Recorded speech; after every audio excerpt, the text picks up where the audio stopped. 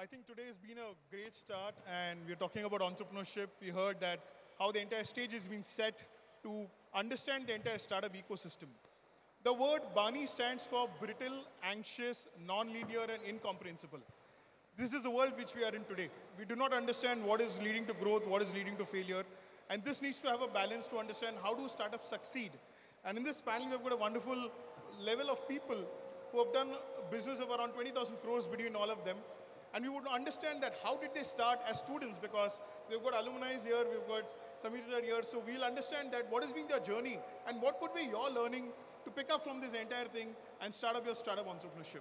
So my first question to Rohini is that when did you start and how did you start your venture? I'm a partner in a law firm. We started 10 years back. So I can say that we were a startup 10 years back, and now we cater to startups across sectors. When I started off, I think I was looking for a job. There was this gentleman who was wanting to start a law firm. I said, okay, fine, let's start off. Let me tell you, as a partner in a law firm, I have done everything. हमने चाय बनाया है, coffee बनाया है, हमने bill बनाया है, invoicing बना के क्लाइंट को भेजा है, फॉलो अप किया है. So it's not just legal work, हमने सारा काम किया है. Today, of course, we're a big team, bifurcation है, सब कुछ है, but of course, anxiety was there. We don't know where we are heading. अगर ये नहीं चला तो क्या होगा? No, the same startup issue, we had it. I won't deny that. It's not a rosy picture. We had that anxiety कि ये नहीं चला तो where will I go next? Which law firm will I work in? And obviously, I had the, the, uh, the aspiration to work as a corporate lawyer, as a private equity M&A lawyer. Will I be able to do that, or will I have to do litigation? No, those questions I did have in my mind, and I think my parents were quite supportive. Yes, but this involved me working on weekends. There's no work-life balance. I have worked on weekends. I have worked on occasions. I've done everything.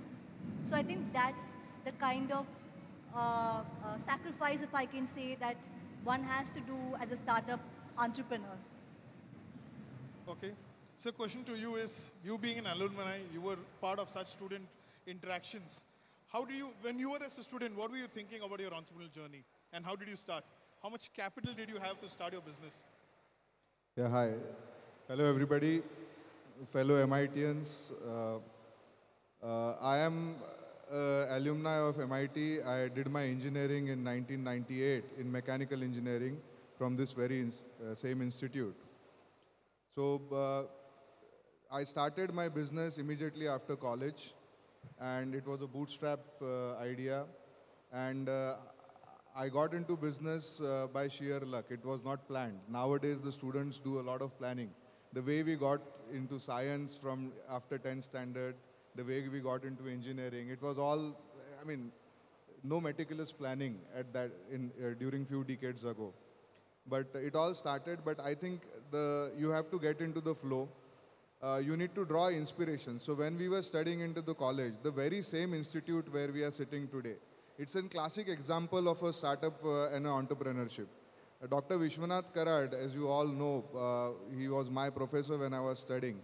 He started MIT as a startup in a few rooms which were rented in a school near Swargate in Pune. And today this is an institute with 60,000 students after, I think, 4 decades of hard work. And at that time when he started at the age of 45, so there is no age for starting as well.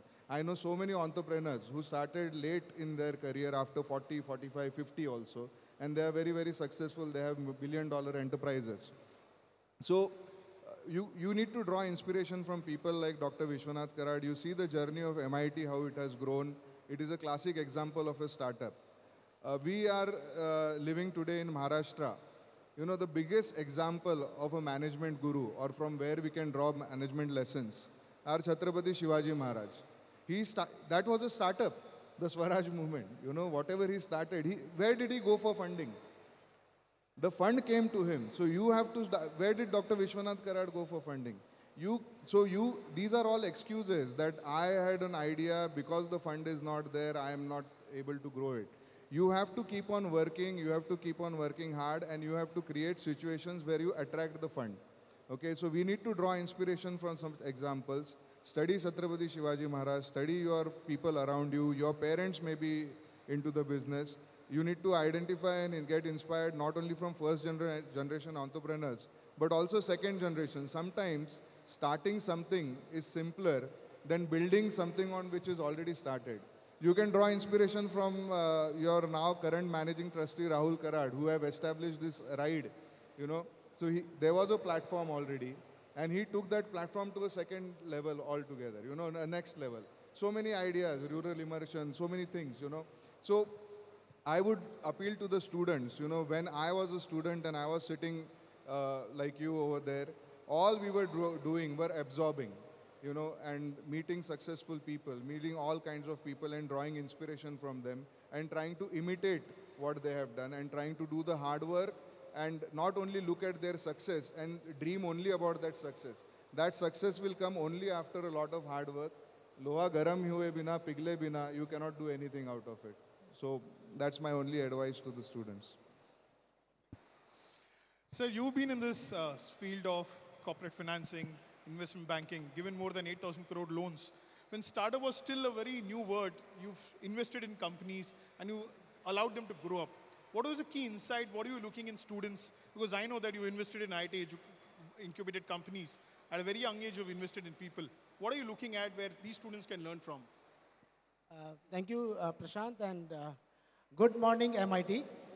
So I would like to share my experience of investing into startups when startup word itself was very uncommon. I'm talking about 2007, 8, 9, where we got into education segment and we were fortunate enough to create a product which is suitable for students and the schools as well. And during that 10 years of journey where I invested and I was taking care of the entire operations as well, we observed there are many ups and downs when you go through the journey. And that is the current topic also for today. So how do you pivot, how do you manage those challenges and still grow and become a large player in the company, in the industry?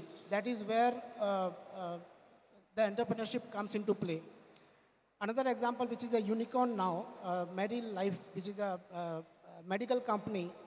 Again, it was a startup that point of time. It was in 2008. Now it is a unicorn, $3 billion valuation, and recently we have raised funds also. I was fortunate enough where I started my investment banking now just 4 years back before pandemic. Now, just imagine, it was worse than Bina, which the current topic is, where you start something new and just 2 months after the pandemic comes in and for 2 years you are not able to do anything new that you have thought of in mind. And that was age when I was about 48 or 49. And we were fortunate enough, and that is the proud moment for me also, that I'm sitting here as panelist for MIT and interacting with all the future entrepreneurs, that I can share my journey of entrepreneurship. And definitely it's the right time for you. And I feel regret that I should have started my entrepreneurship long before, instead of just an investor or just an employee of a corporate world. Entrepreneurship journey is really enriching. You take care of the families, people are working with you, and you get to know what is exactly happening at ground level from bird's eye view. I would suggest, even though you are working in somewhere as employee, but still your entrepreneurship should always remain with you. Those results will pay you whenever you start your journey as entrepreneur, maybe 2 years down the line, 5 years down the line, 10 years down the line. But you work on those periods as entrepreneur, think as entrepreneur as if you are managing director of the given area or given department where you are working on. People should remember your contribution in long way. That is what I can contribute. Thank you, sir. Sir, so you mentioned about Rahul sir's vision of RIDE. In fact, last year, in RIDE is where we found Praveen Adik as one of the promising startups. Last year, we invested in close to 1 crore in different startups, and Praveen was one of the recipients. So Praveen, 1 year and we're creating history. You're now on the panel again. How do you feel and how's been this journey for you? Yeah, hi. First of all, thanks for having me here. And as you mentioned, last year, RIDE, I was on that side of the stage. This year, I'm on this stage. So that talks about the journey and the support that I received from MIT. I think about my entrepreneurial journey, as you know, I have more than 18 years of corporate experience. But it was always in my head, like I wanted to start something of my own. And then after preparing it for like 6 months, calibrating on the idea, working on it, then I quit my job and started in Feb 2020. And next month, COVID started. And we all were stuck inside the home for 3 to 4 months. And all the efforts that we took, all the decisions that we did, all went in vain. And we had to restart, sit again on the drawing board, like what we will do now. And then we tried multiple things. And as we say, like, being an entrepreneur, it's all about, having an entrepreneurial mindset. So you are not a CEO, like a chief executive officer. You are chief everything officer in your startup. And you should be ready to do anything. You should be ready to get your hands dirty to do any job. So in our first startup, when the first idea failed because of COVID, I did deliveries myself on bike. Because on that time, it was not in my head that, that I am founder or I have like 18 years of corporate experience. I was working at GM level. It was all about, how can I make my customer happy? And how can I test my idea in the market, whether it's feasible or not, whether somebody will be ready to pay for it or not. So all that focus, that helped us. And I think, it's a long journey, big journey. And COVID year 2020 showed us that, uncertainties are the only certainties that we have. And you should be always be willing to adapt to the change and willing to change as per the timing, pivot, and do anything that is required to make your idea or dreams into reality. So I think we'll again discuss about. Thank you. Saurabh sir, you've been a part of the ecosystem provider. You work with governments, you work with government agencies, you help in different forums to help entrepreneurs.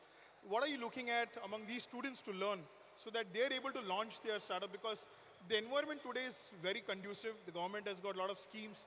How do you look at these things where they can utilize this? Thank you. Very relevant question.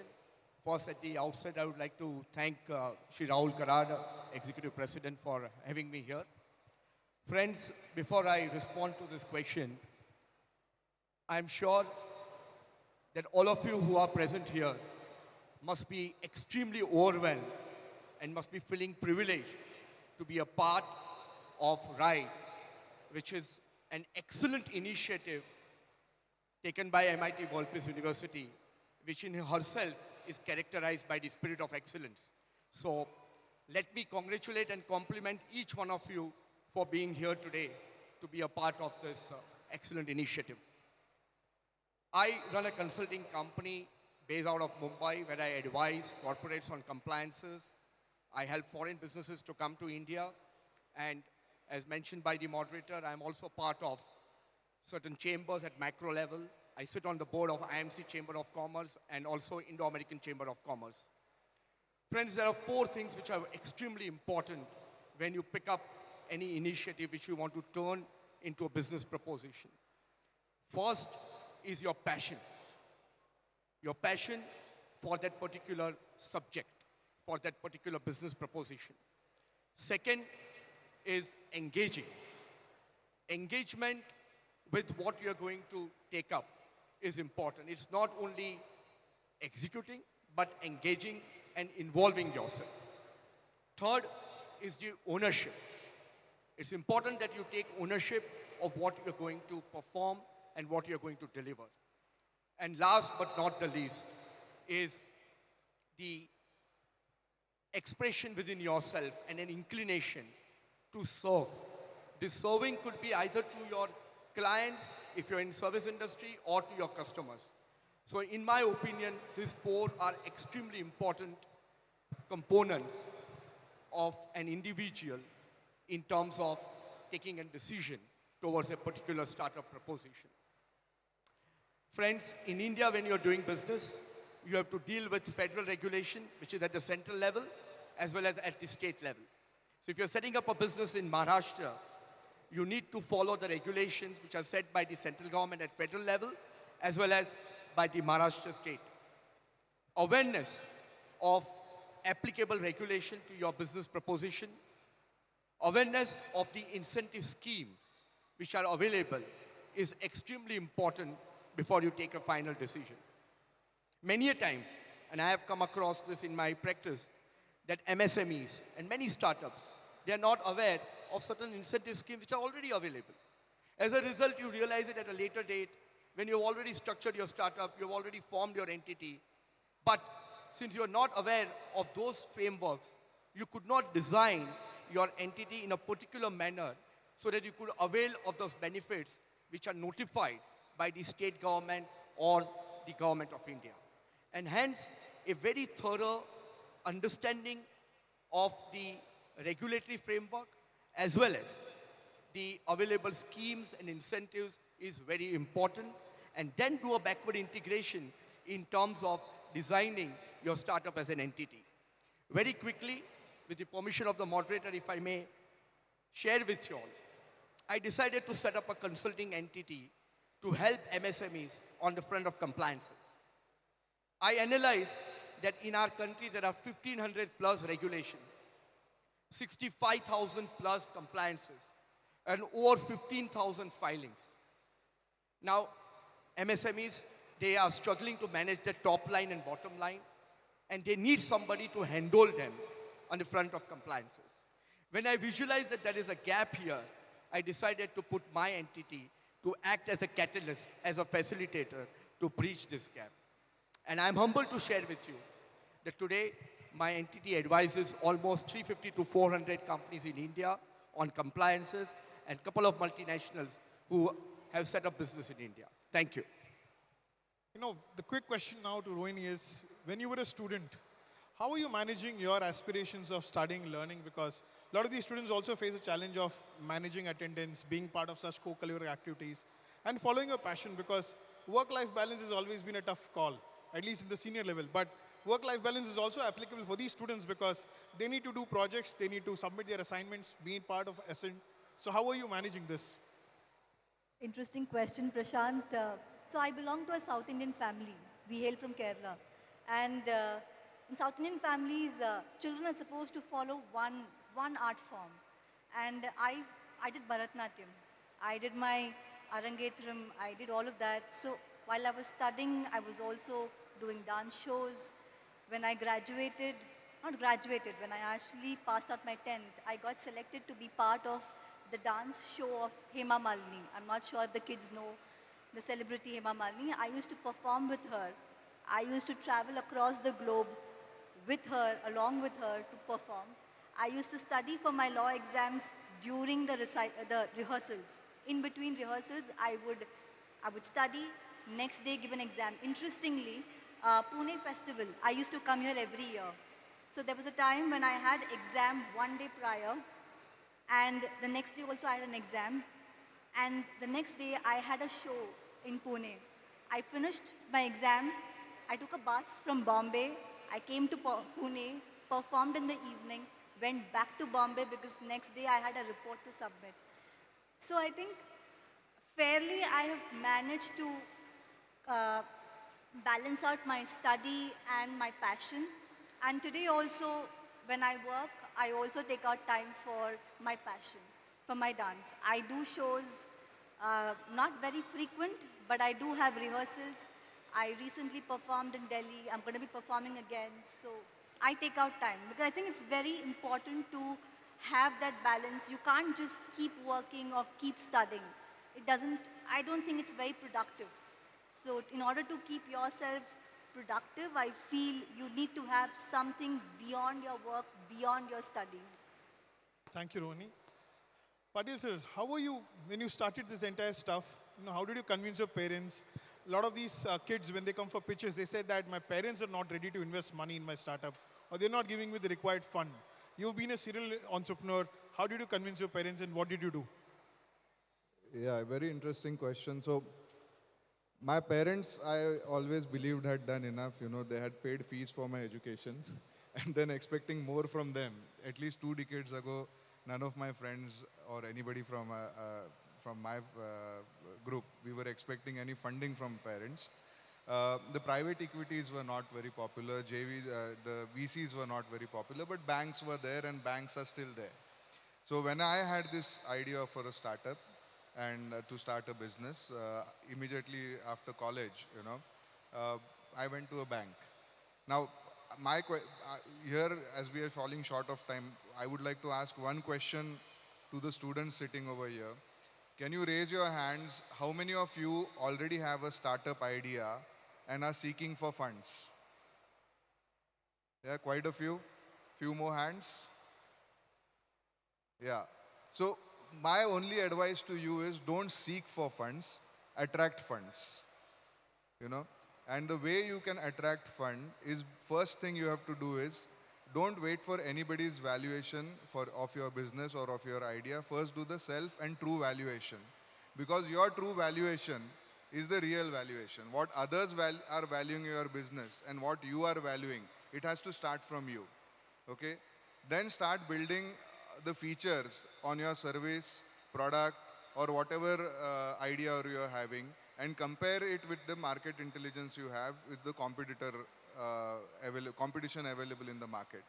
Find a group of like-minded people or friends who share your vision and who are ready to work with you, not only for monetary gains, but to realize that vision. And if you do all these steps and don't seek blessings from all your elders, parents, and everybody. If your parents are in a capacity to fund it, like any other, if you are convincing of making a project report for a bank or for a private equity, make a proposal to your parents. It's their money, it's their choice. So if you follow these steps, and rather just thinking that mera idea hai or I am seeking funding, that is only if you are very, very lucky you will get it. But you have to attract it. And to attract, you have to really, really work hard. And the private equity market, the people who have money, they have a very sharp sense. They are sniffers, They will sniff you out. You don't have to go and seek for them. They will find you. They will come to your doorstep. So just believe in your idea and start working hard on the product rather than going and wasting your time seeking funds. Anil sir, yeah. Can I add to Ashim's point, very valid point that he raised.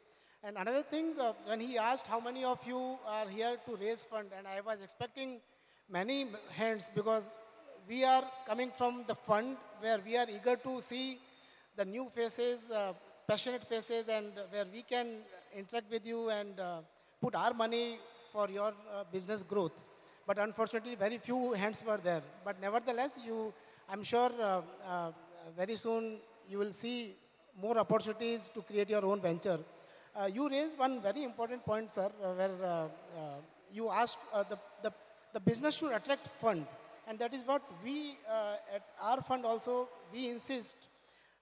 If you are able to convince your relatives or your friends, not father, mother. Father, mother will have a different attachment with you. But if your relatives and if your friends are able to fund you, and that is the case where we are interested to invest our capital.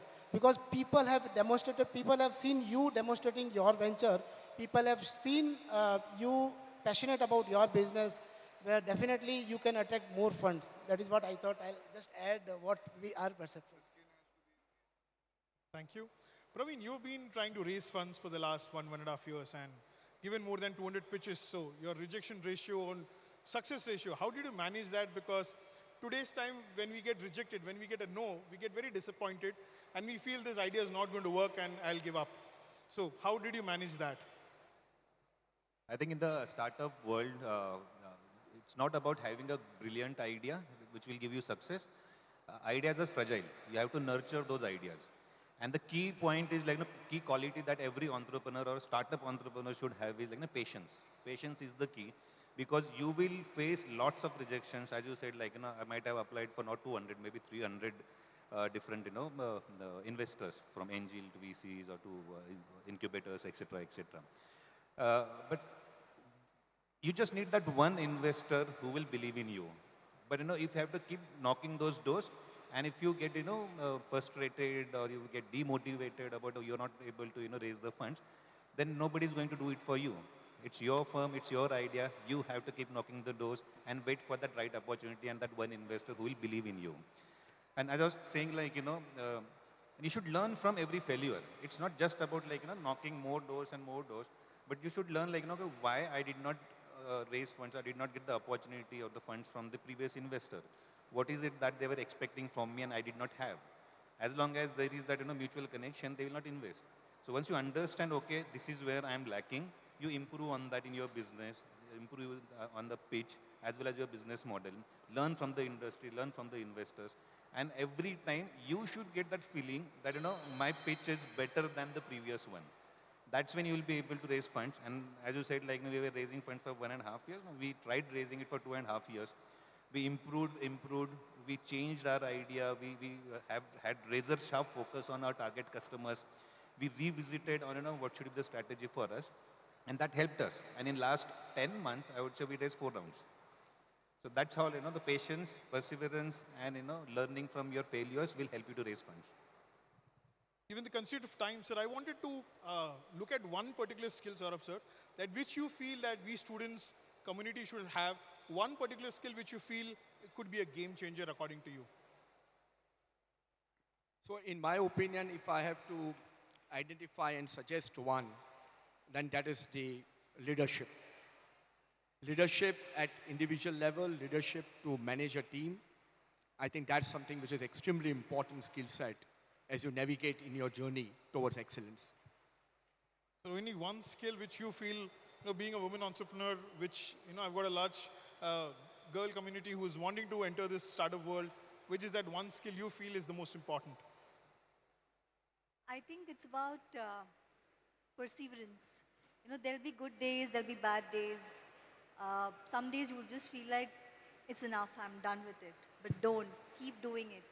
It will work out. There will be some light at the end of the tunnel. It'll happen. There'll be roadblocks, doesn't matter. But there'll be one way or the other to crack it. So keep doing it, keep hitting it. You'll get there. Sir, same question to you. Honest hard work, you just have to work hard. There's no substitute to that, and you have to be true to yourself. So So for me, the idea will play a big role.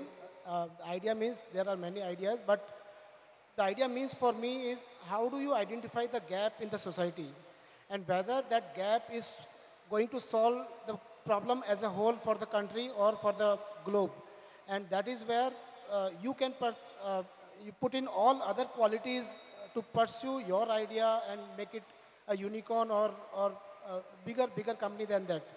So identify the right gap with all those possible analysis that you can do and get into the niche area where you want to create your product or your services. I think that is more important. one skill for you, Praveen, because you are in the crux, being in the employee side, then you are an entrepreneur. So you've understood both transitions. I think one thing that if I had to give as an advice, like, to become a successful startup entrepreneur, it would be don't give up. Because as Rohini was also saying, like, there will be ups and downs, there will be situations, you will feel like, okay, I'll just close it down and move on. But if you do that, then obviously, you should always remember why you started.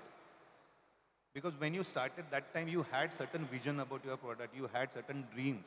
But if you just leave it midway, so you are actually kicking your own dreams into the drain. So you should always remember why you started, and whenever you feel down, don't give up.